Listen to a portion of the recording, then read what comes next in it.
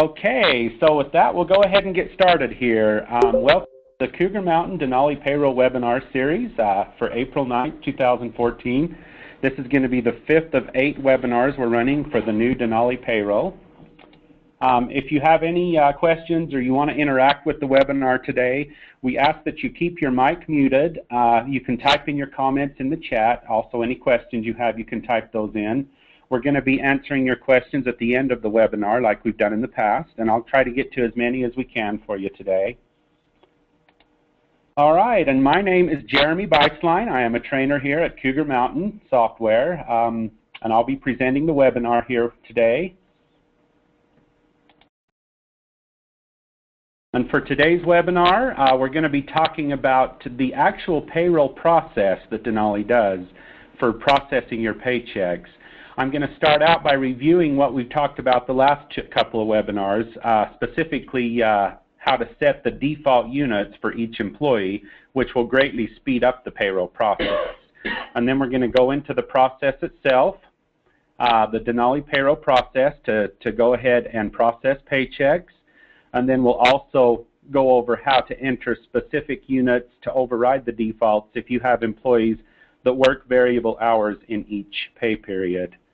And also any other variable units we may need to enter at the time as well, such as vacation time or additions, commissions, things like that. So, and at the end, we'll go over your questions, and I'll try to get to as many questions as I can.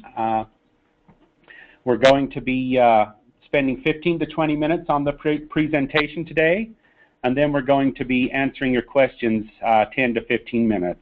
And again, we ask that you just type in your questions in the chat, and we'll get to those we'll get to as many of those questions as we can. All right, so with that, we'll go ahead and jump back into our Denali payroll. Okay, so to start off, we're going to just real quickly review your employee setup again, specifically the default units we have set up for our employees. We're going to bring that up here real quick. We'll find one of our employees here. And the Pay Rate Taxes tab, this is going to be the place where you put in the default units or hours. With Denali, if they're an hourly employee, the units are basically their hours. If they're paid by commission, you can put the units as how many sales they make in dollars, or how many units of items they sold and how much they get paid per unit. By entering the default here in the employee setup screen, it will greatly speed up the employee process, or the payroll process, when you're processing their paycheck. So with that, we'll go ahead and start with the process. So we've already got our employees set up. We've got all of their default units set up. The default units is what you would put in for what they work every pay period. Or if they don't work the same every pay period, to speed things up, you can put what they usually work every pay period and then make the adjustments on the pay periods that they're not working those default hours. So to process payroll, you click on the first option here on your main screen, Enter Payroll Information. And just like your other modules, it asks you to select or create a batch. We've already got an open batch here, so we'll select this batch here. We go into our payroll process window here. Now in Denali Payroll, it starts out with your payroll processing. This is basically for this batch. You can put in a description for this payroll batch. You can put a comment that will print on the checks. Then it asks you which pay period are we processing this payroll for. If you're a weekly payroll processor, you process payroll every week. It could be any one of these 1 through 5. If you're biweekly, it'll probably only be 1, 2, and once in a while 3. This is the period of the month. If you're semi-monthly, you're only going to have periods 1 and 2. Basically, this is which payroll are we processing for this month. Is it the 1st, the 2nd, the 3rd, the 4th, or the 5th? That's what that's set up for. Here you will put the payroll check date. If today is payday, this is the day that you put the check date. It will default to today's date or whatever the system date you have entered in for Cougar Mountain Denali. If payday isn't until Friday, you can go ahead and change the date to Friday here, even though you're processing the payroll today. The pay period end day. This is what was the last day of the pay period that you're processing this payroll for. So you would select that date here. And then your general ledger expense date. Usually this is the same day as your check date, but you can set that as a different day if you would like to expense that out differently in the general ledger than what you have as the check date.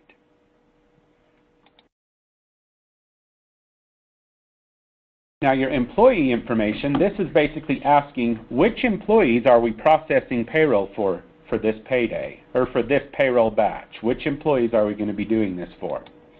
You can select, we're just going to process the hourly employees, or the salary employees, or only the employees that have a combination of hourly and salary, or all employees. Those are our options there. The employee number, you can enter in specific employees that we're going to be processing their checks for.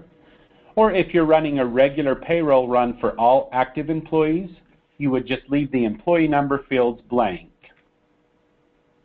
If you do select a number here, you can do a start and an end to do a range of employees. And if you don't know the number, just like the other Denali modules, you can double-click on the field and select your employees from the list here.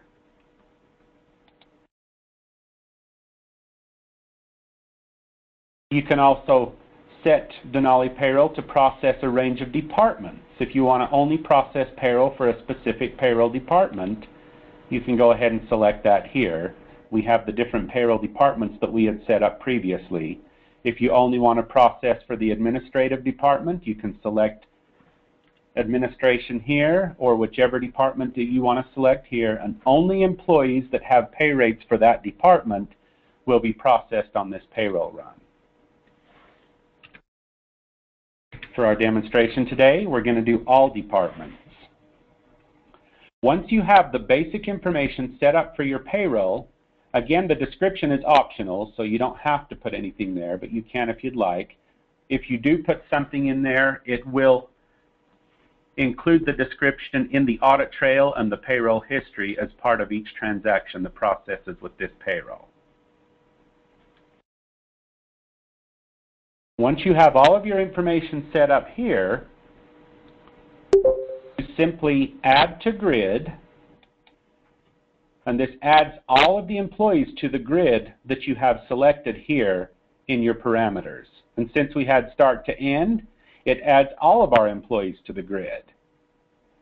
Once those employees are added to grid and your default units are already entered, voila, payroll is done. That is all it takes to process payroll in Denali Payroll. You add the employees with your parameters here, add to grid, and the payroll automatically is done. These transactions are already entered in the current payroll batch now. Each one of these line items is a paycheck, and it's already entered in, ready to be processed through and posted. And with Denali Payroll, it automatically figures the units that you have set up as the default units. It automatically calculates their gross pay based on their pay rates that you have set up for them. It automatically calculates their deductions for your benefits or other deductions. And it automatically calculates the taxes, which ends up with the net pay. This is the amount of the paycheck. And this is all done just simply by adding to the grid. All of that information is processed and calculated on the fly just by adding to the grid. And your payroll is basically done at this point. It's a very simple, streamlined way to process your payroll each time you are running payroll.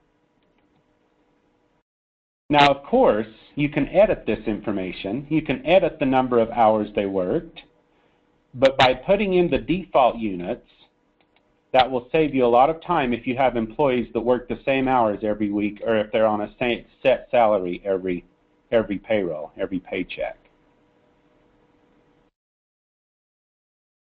And as you scroll down, we see we've got a couple of yellow and red highlighted items here. The yellow highlights are basically alerts that Denali Payroll will alert you to something that you may need to edit. We have an employee here that has 0 units. They're an hourly employee, and they have 0 units entered in. So it's warning you, well, did this employee work any hours this week or not? And the reason that came up is because this employee did not have any default units already pre-entered in their setup. So if you leave the default units at 0, you'll receive the yellow alert. It'll show the yellow, the column will be highlighted for the employees with 0 units. And then you can go in and you can edit and put in the number of units that they worked that week. One thing to keep in mind is this employee shows 0 hours, but they are, so if we enter in 80 hours, what you'll see here is that we have this employee earning $1,800 per hour. So what's happened on this is when we set up this payroll, this is actually a salaried employee, but we set their pay rate up as an hourly pay rate. And that's a perfect example of what will happen if you don't set those rates up correctly. If they're a salary employee, it will not times out the units by their pay rate. It just gives the total pay rate as the salary. But if they're an hourly, it will multiply that through. So that's why we're seeing such a large amount on this particular employee. So we can go into the employee setup and fix that. Or in this case, for this payroll run, we can just say 1 pay period. They get $1,800 per paycheck. They earned 1 pay period, and that'll calculate through because we set them up as hourly. And it corrects that in that case. Now you noticed over here before we made that adjustment, I'm going to put that back so you can see how that works. Before we made that adjustment, we had a red item here. And the reason this is red is because it's a negative paycheck. Since we don't have any pay for this employee, but we have deductions, that generates a negative paycheck. Denali Payroll will not allow that. So if you have any items in red, it will not allow you to continue and post the payroll. You must correct all items that are in red before you can post this batch. The items that are in yellow, you don't have to correct the yellow items. You can leave those, but it's just an alert. It's just a warning to let you know perhaps there's an issue there that we need to fix. So for this employee, we will go ahead and make sure he has pay. But if you've got all of your default units set up for each employee, your payroll is done. There's nothing more that you need to do to process the transaction. It is done. Basically, the only thing that's left is to print your reports, print your paychecks, submit your direct deposits, and then post the batch, which we'll go through on the next week's webinar to finish up the payroll processing. But entering each transaction is done. It is all automated through this new Denali payroll process. But what if you have employees that don't work the same hours every week? In that case, you would just click on Edit, and you can enter the number of hours they work for this pay period. For that employee, this employee, you can edit here. We're going to enter. Now, here's a good example of an employee that has different pay rates. We've got pay rate volume, pay rate admin, pay rate sales. We got 3 different pay rates for this employee, and on the line it shows the total for all 3 pay rates. And you can go through and you can enter the pay rate for this particular department. We can change that. They did 12 hours on this pay period. For the admin, we save that and move on to sales. They did 24 hours in sales this time, and we move on to the next one and save that. And now we've got volume. We'll leave that at 16. You also know each pay rate may be associated to a different tax code. In this case, this employee has the same tax code associated for the state taxes for all 3 of her pay rates. But this is all set up in their employee setup screen that we went over last week. And these default units for each pay rate is automatically entered in when you add the employees to the grid, but you can come in and change that for each employee if needed. Once you have that information entered, now they've got their total hours for all three pay rates, the total gross pay, total deductions, taxes, and net pay. Here's an example of an employee who has different tax rates. Oh, I take that back. This is not the one. I had another one in here that had different tax rates for different states. Here we go. This is our employee. Now this one is a salaried employee. So the total units are 0, and it doesn't even give you the option to enter in those units here because it's a salaried employee. And there's pay amount. If they need to change the salary amount for this particular paycheck, you would enter that here. Rather than entering hours, you just enter the pay amount for this check. Their base salary is here, but their pay amount is for this particular check. This particular pay is for admin. It's got the Oregon state tax associated with this pay. You go to the next salary pay. This is a different pay rate, same department, but different state tax code. And you can enter that amount manually if needed.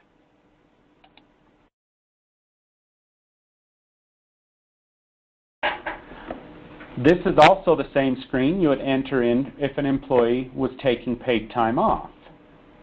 So let's go ahead and select an hourly employee here. Here we go. This employee normally works 80 hours per paycheck. However, she took 3 days off last week, so she only worked 56 hours. This would be an example of how to do that. And she's going to get paid 24 hours of paid time off for the time that she took off.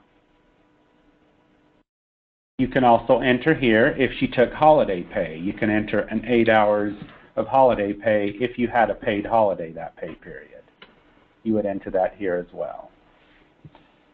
So this would be an example of how to adjust each paycheck separately from the default units, how to override those default units for the hours they normally work, and you can add their paid time off, holiday leave as well. You save that information.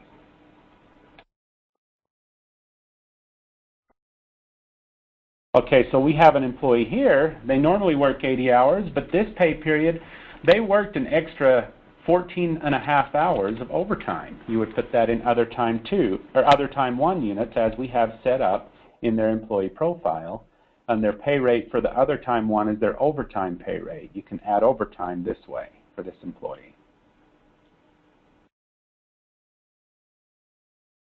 And as you add these hours in and make these changes, Cougar Mountain automatically recalculates their taxes for you. You don't have to manually calculate the taxes. You can automatically, the Cougar Mountain will automatically recalculate those taxes on the fly as you're editing the pay rate information. And the taxes, of course, are calculated based on the tax tables that we set up for these employees, these individual employees. However, you still have the option to manually edit the tax amount as well. This is the automatically calculated amount for their state tax and their federal. But if you need to edit that for any reason, you just select the check mark here, and then you can go through and edit each of these tax amounts as needed on this paycheck. And it will override the automatic calculation if you want to manually enter the tax amounts that are to be withheld, or the employer tax amounts as well. You can also do that with the federal tax code or any tax codes that are set up for this particular employee.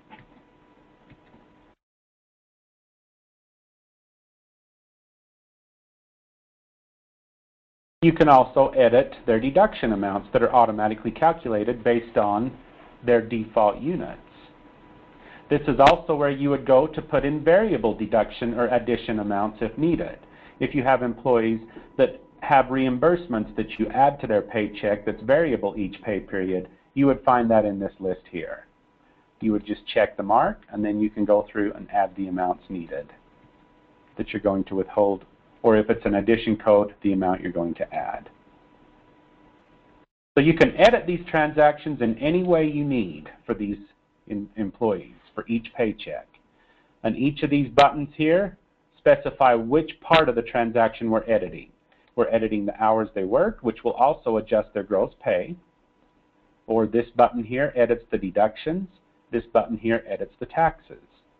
You can even edit the transaction header information, which would be your check number or your check comment for this particular check, payroll description for this particular check.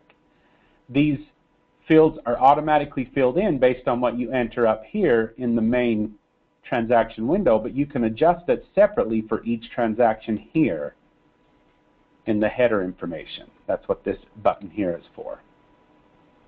You can put the check number here. However, if you're printing checks, you can assign the check numbers automatically based on the first check number you're printing.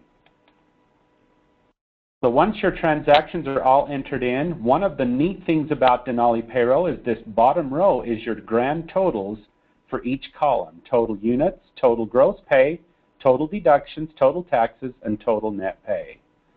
That bottom column you'll see there can kind of give you an overview and verify that this current payroll batch is correct.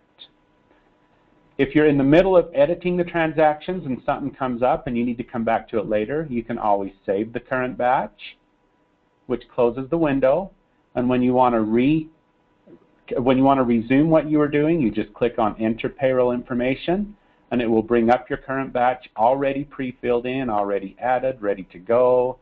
It takes just a moment to load it in. There's all of your paychecks. They're already there, and you can resume your work on your current payroll batch. Once you've completed editing the transactions as needed, you would click the next step. The next step basically starts you on the next step in the list here with our edit report. And that's where we'll pick up with our next webinar starting next week. We'll pick up the rest of all of these steps for next week.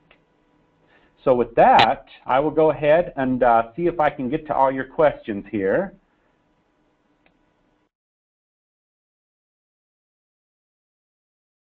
Okay, let's see what we got here. First question by Lawrence, when will the Denali Payroll module be available? That is a very good question, Lawrence, and we keep saying it's coming, it's coming. Really close. We're going to have it available within just the next week or two. I don't have the exact date yet, but it should be available within the next few days. It will be released. So possibly by the next webinar, this time next week, when we're going through all of these transactions, the Denali Payroll will have been released by then.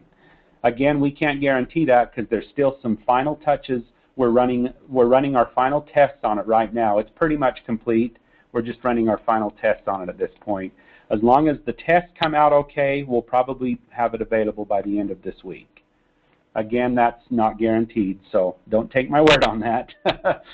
But it is coming. It's real soon. A question from Bill here. This is they're importing data from an external file to pay our employees. Will that feature still be available with Denali?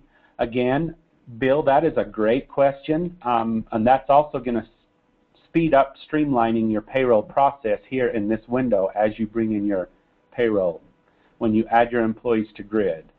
Right now, with the first release, we do not have that option available to import data from an external file or from an external time clock. But with an upcoming release, I don't know if it'll be the next one, but it will be an upcoming release of the Denali Payroll, that feature will be available. And when that is available, it will speed up your payroll process even more because these total units will already be pre-filled in based on what was imported from the time clock or from the external file. That feature is coming, not yet, but it will be soon. Okay, good question from Dick here. He's asking, will the employee name show up in the general ledger when posted? Yes, the employee name should show up as part of the audit trail in the general ledger because it will be basically the paycheck will be posted through to the general ledger, and the paycheck will have who it was paid to. So that will be available to you with the Denali Payroll, where it shows the employee name. If you have the integration set to summary, then no, it will not show the employee name. But if you have integration set to detail, it will post each individual transaction separately to the general ledger with each paycheck listed on there by employee name. Okay, here's a good question from George. On preparing payroll, can you select what order they appear when doing the next? The employees will appear by employee number here in the transactions. Your transaction number is based on employee number. In this case, it's alphabetized because our employee numbers are just their last name. So that's how they're going to appear in the grid. Now, when you go next, we're going to talk about next week, how will the paychecks print? You can set the Denali payroll to print in order of employee number or in order of department number, however you want to do that. And we'll talk about that more next week when we talk about printing your paychecks. Okay, Susan, question, how do you adjust for sick or vacation hours? You will do that here in the total units like we discussed. You will go ahead and enter their PTO time here as was illustrated. You can also do holiday time here as well. You can also add, for like commission employees, just a dollar amount to their paycheck. If you need to add an extra $100, like if they get a bonus or something, you can do that here as well. Okay, George, good question. If you have 100 employees, all with different hours, it appears to be much slower than Pro. Is that correct? That is basically not correct, George, and the reason why is because in Pro, you have to manually enter the hours for each employee anyway. So it's the same process in Denali. You would just enter the hours here and click Done. Go to the next one, enter the hours here, and click Done, just like you do in Pro anyway. Enter the hours and click Done. The advantage of the default unit setup is if you have some of those 100 employees that work the same hours every pay period, you can set those up for them, and then you can just skip over that, entering the hours for them. So it doesn't have to be done for each employee, only the ones that have different hours each time. So it's similar to Pro. You just have to enter it with each employee as you're going down. Now again, when we add the feature where you can import time from the time clock or from an external file, then that'll save you a lot of time in Denali here because these default units will automatically be filled in by what was imported. So you won't even have to do it on employees that work variable hours every pay period. That feature is forthcoming. It's not here yet, but it is coming. So it's about the same process as Pro for employees that work different hours every pay period. Another question from George, is there any control totals for hours? In Denali Payroll, there's not really a control that stops you from entering more hours than you need, than what you would normally enter. You would just look at the hours on the grid here to see how many hours each employee has, and you can also look down here in the total for the whole payroll batch.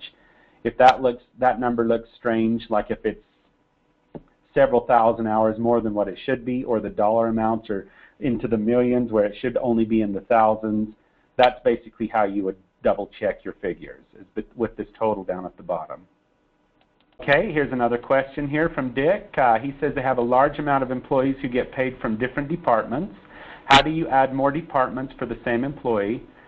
That is a good question. We kind of went over that last week when we set up departments on the employees.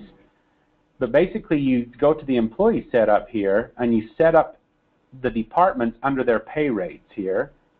So we'll grab an employee here that has more than one department. There's one that only has one. This one has a couple of departments here. This one has 3. So you would add the pay rate in their setup here and you put the default units per department based on what department they're working in here, and this will code this pay to this department. And then when you're processing payroll, you can edit those hours for each department if needed, or you can go with the defaults to save time here.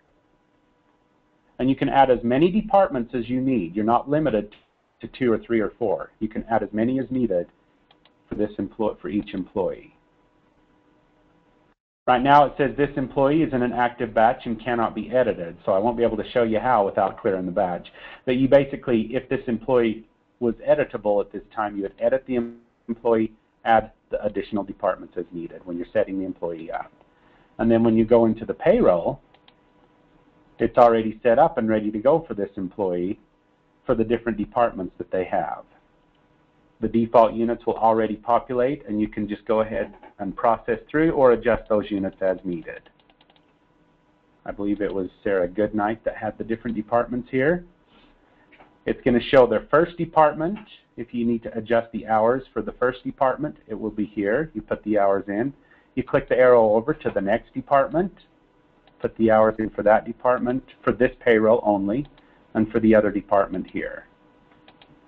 Once you got that done, you click Done there, and it updates the information for this employee. Okay, another question from Dick. Does it allow us to put negatives in a department, but the net pay is a positive? Right now, that option is not available in Denali Payroll, but we are going to have, coming in a future release, an option to do payroll adjustments where you can do negative amounts to reduce the amount of pay to adjust what needs to be adjusted on that employee. You can adjust their gross pay, you can adjust deductions, you can adjust taxes. However, currently, you can go in and adjust each of these amounts if needed. Like it automatically calculates the taxes for this employee, but you can manually adjust that down to a $0 amount or increase it if needed, if you need to adjust their year-to-date totals. You cannot do a negative amount at this point, though, but that is forthcoming in a future release. You can void paychecks. That is available immediately with this release, which we'll talk about next week. All right, and we are just about out of time, so I'm going to grab one more question here. Okay, this is a good question, George. This, if you need to issue 2 paychecks in the same processing, how is this done? Basically, what you would need to do if you need to issue 2 paychecks, the way it's set up in the current payroll is you would need to process this payroll and post it, and then create a new batch for the second paycheck for that employee. And then process that new paycheck and post it as well. That would be the way to do it in Denali Payroll if you have to generate 2 paychecks in the same pay period. If you set up a new batch, you can actually create the new batch before processing the current batch. If you want to set up a new batch here, and you can set up a new payroll run here for the second paycheck. In this new batch, you can put in a description like a special paycheck for whatever it's for, and you would enter just the one employee that you're creating it for, or the range of employees that you're going to create this batch for. You can add to grid. You can also add another employee to the grid if you need to create another check for another employee. Say we're going to create another check for this one. Add Scott to grid, and it will add that one to the same grid without removing the previous one. And you can do as many as you need. And you can do this with your regular payroll run as well if you're not creating a check for all employees. If you only want to create a check for specific employees, you can add them one at a time by putting the employee information here and add to grid. And this sets up a new batch for them. All right, so with that, we've run out of time. I know there's several questions I didn't get to, so be sure to check the website. We're going to get answers for you, all of your questions that we didn't get to, and we'll get those posted up on the site for you. Be sure to check back with us again next week. We're going to have the continuation of the payroll process next Wednesday. Basically, we're going to go through your edit reports, your payroll deduction and benefit reports, you're printing the paychecks, processing your direct deposit, processing your tax payments, posting the payroll. That'll all be covered in the next webinar because it's a real simple process. So be sure to check back next Wednesday, and we're moving right along. We've got a couple more webinars coming up in the next 2 or 3 weeks as well. If you have any questions or comments, be sure to give us a call, or you can send in your emails. You're always welcome to contact your sales rep as well at any time. So give us a call, sales rep, with any questions. And with that, be sure to check the website for follow-up communications. Check your emails as well. Also, we are going to have this webinar posted on our website. If you've missed any of it, or if you want to review this webinar again, all of your questions that we didn't get to will also be answered as well. So with that, I want to thank you all for another session. Be sure to check back next week, and we'll see you then. Have a great day.